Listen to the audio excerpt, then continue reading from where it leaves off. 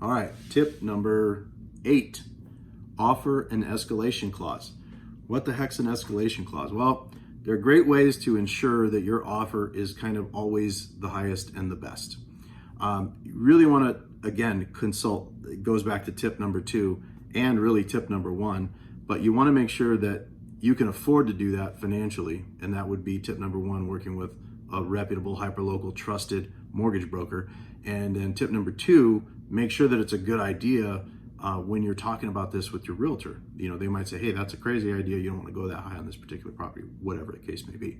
But an escalation clause basically says, you know, let's say a property is listed for $500,000, let's say, and that's your offer. You offer $500,000, and you go, and that property gets 35, 40 different offers, let's say, and it gets all the way up to $520,000. Well, in your offer, you had your realtor write in there an escalation clause that says we will go $3,000 higher than the highest offer.